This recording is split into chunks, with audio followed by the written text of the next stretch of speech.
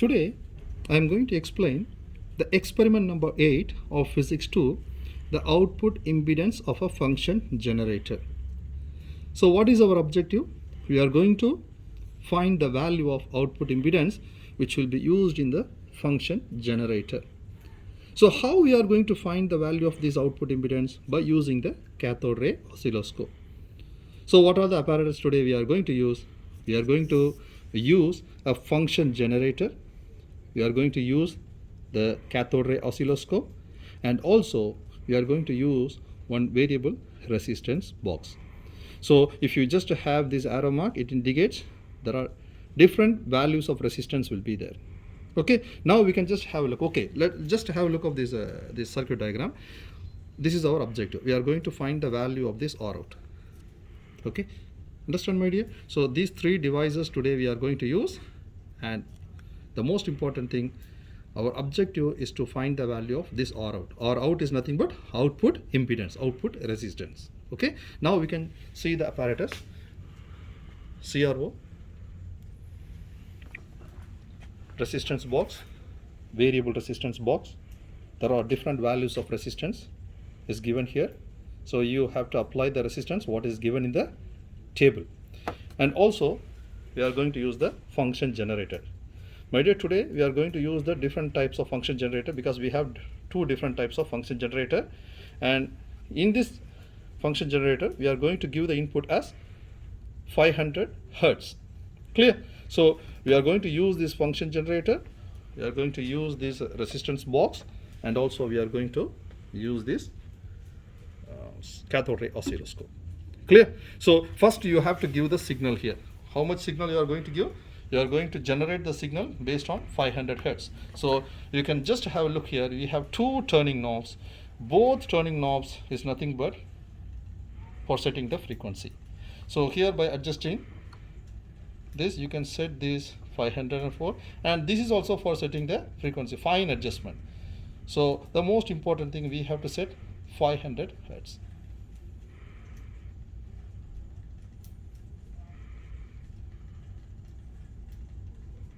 Okay, so 500 Hertz, 500.3 is nothing but 500. So 500 Hertz we have to apply as an input. Clear? Okay. Now we have to see the table first.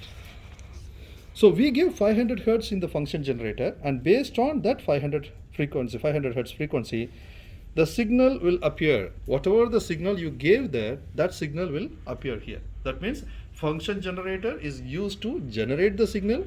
The CRO is used to view the signal.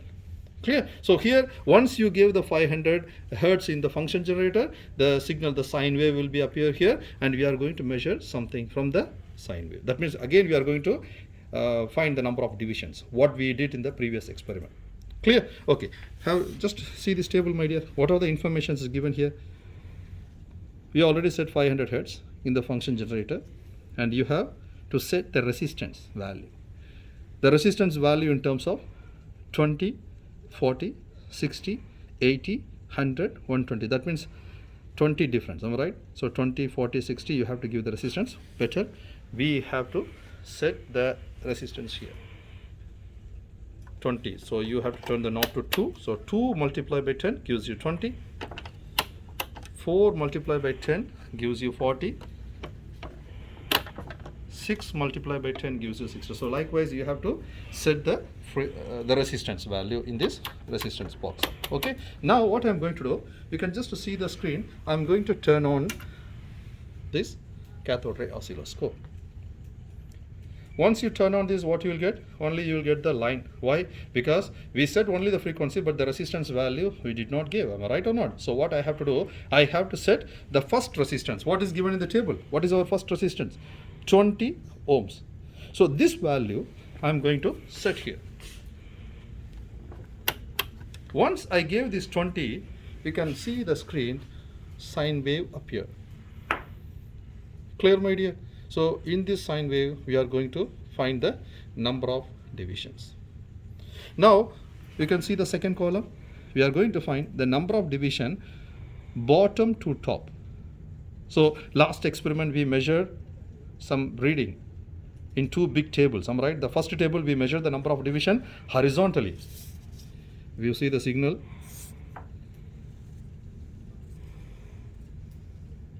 the last experiment, you have two tables. In the first table, we measure the number of division between two minima.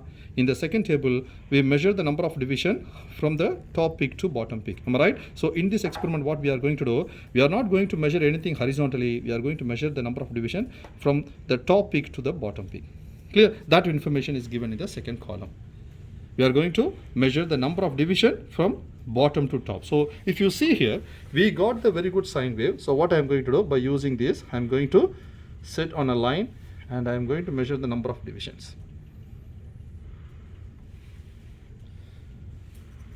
from this peak to this peak. So 1 complete box, 2 box, 3 box, exactly 4 box. Clear? Box from this peak started, 1 complete box, 2 complete box, 3 complete box, and 4 complete box. So that means from this peak to this peak, we have the number of division as 4. Clear? And then we are going to measure the vertical sensitivity. What is the vertical sensitivity? You can see here, this is your vertical sensitivity, this is your horizontal sensitivity. But today we are not going to touch anything here. We are going to write the reading from this sensitivity. What is this? This is vertical sensitivity, voltage sensitivity. So if you just see this arrow mark, it's exactly indicate 1. Better I can focus. See the arrow mark? The arrow mark exactly indicates the value 1. Clear? So this value I am going to write here. 4. Here number of division is 4. Vertical sensitivity is 1. Now we are going to find what should be the voltage in the CRO. So what should be the formula given here? Number of division in Y multiplied by delta V. That means this is our number of division from top to bottom. This is our vertical sensitivity. 4 multiplied by 1 gives you 4. That's it. And now we are going to find R over VCRO. My dear, R value is here, which is nothing but 20 ohms. And what is our VCRO value? Which is 4. So that means R value divided by the VCRO. So what is our R value? Which is 20. So I'm going to calculate here. So I'm going to use my calculator. 20 divided by 4 gives me exactly 5. So I'm going to write this value here. Clear? And after you finish the first reading, you have to set the resistance as 40 ohms. So again, what I am going to do, I am going to give the resistance, and the rest of the values you have to keep 0. You can see the first knobs, it's a 0. The second one we have to set 40. Third should be 0. Fourth should be 0. Fifth should be 0, and everything should be 0 except this. So here first we already calculated the value for 20 ohms. Now we have to find the answer for 40 ohms. And now once you set 40, you can see the signal here. There will be some variation from the top peak to bottom peak. Previously we got the value as 4. Now you can see here how many boxes are here, my dear. How many boxes are here? From this peak to this peak, box number 1, complete box 1, second complete box, third, fourth, fifth, sixth. That means the total number of boxes between the bottom peak to the top peak is 6. So I have to write the value 6. Again, my vertical sensitivity is 1. I did not touch anything here. So I have to write the same value here. And now you have to multiply the number of division multiplied by the vertical sensitivity. 6 multiplied by 1 gives you 6. Clear? And after that we have to find R over VCRO. My R value is 40, my VCRO value is 6. So 40 divided by 6. So you can see here 40 divided by 6, 6.666. So I am going to write only 2 digit, 6.67. Clear, my dear? Understand? So likewise what you have to do, you have to set the 60 ohms again here. and then once you said 60, what happened? Better I can do it for 60 also. I said 60. Now you can see the signal. You can see the signal here. There will be some variation from this peak to this peak. I am going to measure 1 box, 2 box, 3, 4, 5, 6, 7. I think 7.4. The peak exactly touch, because I told you in the last experiment each line here represent 0.2. So if you just see the top peak, it exactly touches the second line, second small line, which is nothing but 0.4. So total number of box from the bottom peak to the top peak is nothing but 1, 2, 3, 4, 5, 6, 7, 7.4. So I'm going to write this value here, 7.4 for 60. And for this again my vertical sensitivity is 1. I'm going to write that 1 value. So 7.4 multiplied by 1 gives you again 7.4. Now R over VCRO. What is our R value? 60. 60 divided by 7.4. 60 divided by 7.4 gives you 8.108. So I'm going to write 8.11. Understand, my dear? And likewise you have to go for 80, because you can see when you give the 80 resistance here, sometimes maybe the signal will be going out of the peak. Better I can check one more time. Now you can see my signal is a little bit bigger, and it's some part of the signal is below. So what I'm going to do, I'm going to change my vertical sensitivity to make the peak smaller now. Why? Because the signal is a little bit bigger, it is going out of the scale of the screen. So I would like to take the reading perfectly. That's what I changed my vertical sensitivity as 2. But what happened here? My signal becomes skews. It becomes now small. Now what you have to do? Now you have to measure the number of divisions from bottom to top. My dear, listen carefully here. See here, we set 80 in the resistance box. Once we set 80, what happened? The signal become going out of the scale. So what I did, I want to make the signal exactly fixed inside the screen. For that purpose, I touch this vertical sensitivity. Once I change the vertical sensitivity from 1 to 2, what happened? My signal become small. So I am going to measure the number of division from bottom peak to the top peak. So 1, 2, 3, 4. Exactly 4. Clear? So I'm going to write the value here for 80 resistance, 4. But what should be our vertical sensitivity? Previously we got everything is 1, but now you can check here, my vertical sensitivity is not 1, it is 2. Why it came 2? Because we make the signal to small size. For that purpose, I adjusted my vertical sensitivity to 2 level. So when I just set to 2, what happened? My signal becomes small. So in this value, for this value 80 ohms, I have to write my vertical sensitivity as 2. Now I have to multiply. 4 multiplied by 2 gives you 8. And again you have to follow the same method. R over VCRO. My R value is 80. My value is 8. So 80 divided by 8 gives you 10. So in such a way, what you have to do, you have to set this different resistance, and you have to measure the respective number of divisions for each resistance, and also you have to find the value for the vertical sensitivity, and then after that you have to multiply the number of division, and the vertical sensitivity will give you the VCRO value. Once you find the VCRO value, just divide your resistance by this value, you will get the answer for the R over VCRO. Clear?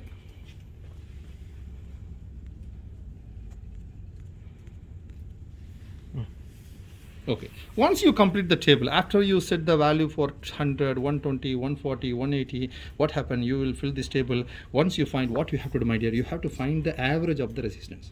How to find the average? 20 plus 40 plus 60, 80, 100. You have to add all the values divided by the number of values. 1, 2, 3, 4, 5, 6, 7, 8, 9, 10 values we have. That means you have to add all these 10 values, divide by 10. You will easily find the average of the resistance. Likewise, the last column. Once you fill this column, you have to add all this value divided by 10. You have to write this. Clear? So these readings are very, very important for finding our answer. Understand, my dear? Now once you find, you are going to draw the graph. For what you are going to draw the graph? You can see this. We are going to find the graph, draw the graph for R over VCRO versus R. So that means this term will come in your y-axis and this will comes in your x-axis. So we can see the table. These are all the y-axis value. These are all the x-axis value. Now I'm going to draw the graph. So if you just draw the graph, R over VCRO here, R value. The unit for R is ohm, and the unit for this R over VCRO is nothing but ohm per voltage. Clear? So fix the point. Connect the points with a straight line by using your ruler, and choose any 2 points on the line. This is your x1 value, this is your x2 value, this is your y1 value, this is your y2 value. So you know the slope. What's the value of the slope?